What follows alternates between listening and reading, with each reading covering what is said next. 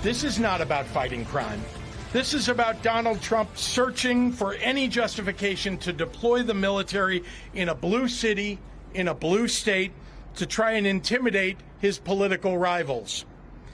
This is about the President of the United States and his complicit lackey, Stephen Miller, searching for ways to lay the groundwork to circumvent our democracy, militarize our cities, and end elections. There is no emergency in Chicago that calls for armed military intervention. Hi again, everyone. It's now 5 o'clock in the East on what is turning into a huge day of news. In the last hour, we heard from that man, Illinois Governor J.B. Pritzker, calling out Donald Trump's threats to send the National Guard to his city, or his state, to the city of Chicago, which would be a repeat of what we are seeing right now on the streets of Washington, D.C. Governor Pritzker's point there, that Donald Trump twists and turns his authority and the levers of government so he is able to intimidate his political rivals, is quite evident, not just in his command of the military, but in his handling of what should be a politically independent arm of the executive branch, and that is our system of justice. The latest example being Friday's search by the FBI of Donald Trump's former national security advisor, John Bolton's home and office. Bolton, who left the first Trump White House on bad terms, has been in Donald Trump's sights before. One of Donald Trump's first moves when he returned to office in January was to strip John Bolton of his security detail, despite Bolton being on the receiving end of a clear threat from Iran over the Trump administration's killing of a major Iranian general in 2020. Washington Post editorial board said Friday's search crossed a line. They write this, quote, "The government needed to show probable cause to get a judge to sign the search warrant, so it is possible there was a rock-solid predicate for the search. But Trump's promises of retribution and revenge make the government's motives suspect. It is a valid fear that the case against Bolton is a fresh instance of the old Soviet saying, quote, 'Show me the man, and I'll show you the crime.'" One former Trump ally turned frequent critic, Chris Christie, slammed the Bolton search, saying this yesterday. Donald Trump sees himself as the person who gets to decide everything. He absolutely rejects the idea that there should be separation between criminal investigations and the politically elected leader of the United States. This is much different than it's ever been run before. But look, let me say candidly to the American people who are watching, you were told that this was what he was going to do, and not by me, by Donald Trump during the 2024 campaign, that he was going to have a Justice Department that acted as his personal legal representation. Now, either wittingly or unwittingly, Donald Trump, in a post on social media hours after Chris Christie said that on television, seemed to prove Chris Christie's point. Trump brought up the 2013 Bridgegate scandal, to which Trump then asked, quote, "For the sake of justice, perhaps we should start looking at that." A very serious situation again. Someone else already thinks he's Trump's big next target. Friend of this show and another critic, Miles Taylor, a former official at the Department of Homeland Security in the first Trump administration. Here's what Miles told my colleague on the weekend about how he felt after learning about the Bolton search.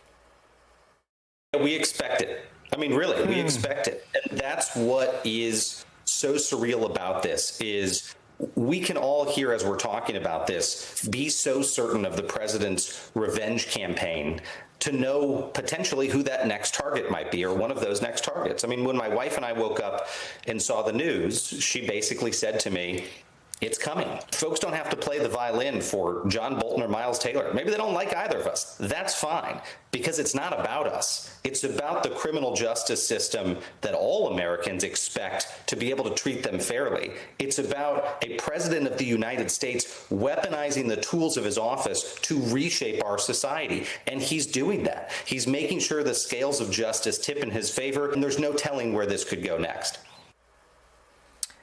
It's all happening. It's where we start the hour with some of our favorite experts and friends. Former top official at the Department of Justice, MSNBC legal analyst Andrew Weissman's here. Also joining us, voting rights attorney, founder of Democracy Docket, Mark Elias is here, and senior opinion writer and columnist for the Boston Globe, MSNBC political analyst Kim Atkins-Storr is here. Mark Elias, I'm going to start with you because you've been attacked by Donald Trump in a speech he delivered at the Department of Justice. Do you feel the way Miles Taylor feels, that it could happen to you? Absolutely. Look, I mean, I was Hillary Clinton's general counsel in 2016. And for that, for the privilege, and it was a genuine privilege of representing Secretary Clinton, Donald Trump created an entire, criminal investigation that John Durham ran that went after me and others. It didn't indict me. It did indict others who got acquitted. But he has threatened essentially to bring that back.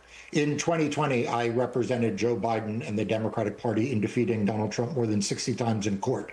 What does Donald Trump think about the 2020 election? He thinks it was a big fraud, and he has ruminated about criminal investigations of those of us who protected free and fair elections. And now I'm obviously a very outspoken critic, and I've caught his attention in a number of ways.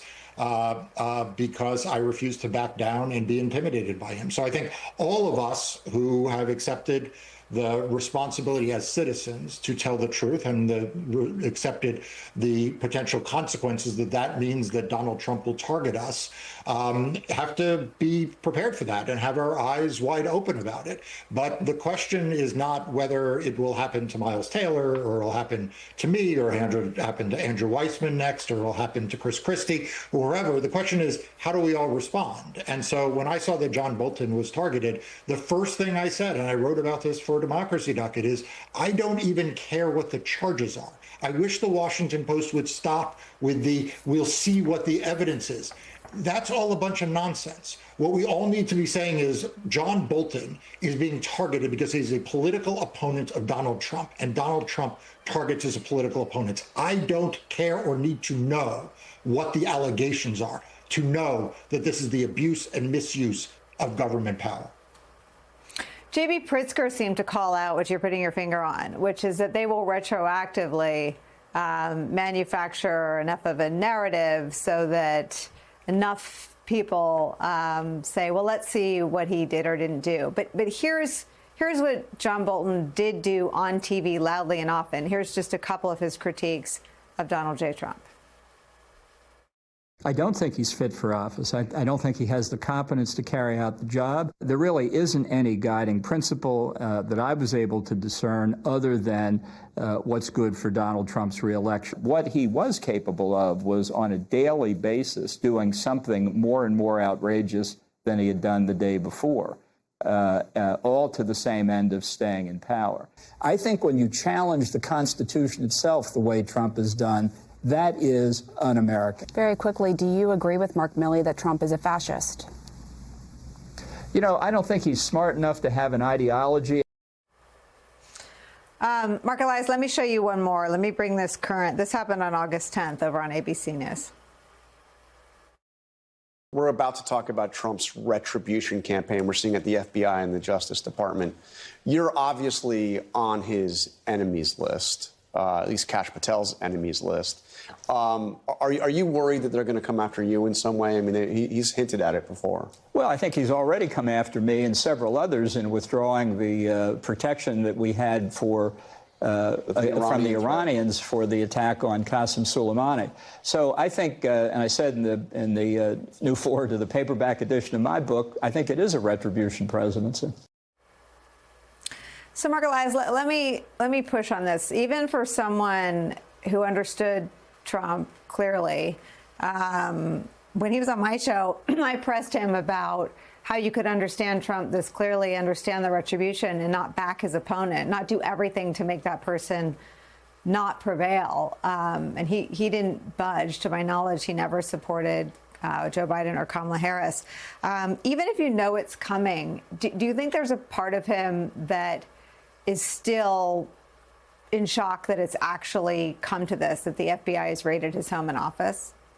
Of course. I mean, there's a natural shock that something terrible happens, even though you know that something terrible may happen. And I also agree with you that John Bolton is an imperfect victim for those of us who care about democracy. He, so he was in Donald Trump's inner circle at a time when a lot of us were calling out Donald Trump for what he was. He, as you say, refused to endorse Joe Biden and Kamala Harris over Donald Trump, even knowing what Donald Trump is. But the fact that he is an imperfect victim doesn't mean that he's not a victim. And it doesn't mean that he deserves any less of the support of people like me who did work against Donald Trump in 2016, who did call him out in his first term, who did work for Joe Biden and for Kamala Harris in their election campaigns. Because here's the thing, Donald Trump wants to find for each of us a reason why defending the person next to us is unacceptable. I don't like them for this reason. I don't like them for that reason. Maybe they did this that I didn't like, or they did that I didn't like. The fact is, we all need to keep our eye on the ball. Donald Trump is an authoritarian. Donald Trump wants to be a dictator. Donald Trump is subverting the rule of law. Donald Trump is controlling the Department of Justice and subverting democracy, and will, as J.B. Pritzker pointed out correctly, deploy military forces in order to undermine free and fair elections in 2026. And if we don't all find common cause in supporting everyone who is part of that category of victims, then we're all going to suffer the fate alone.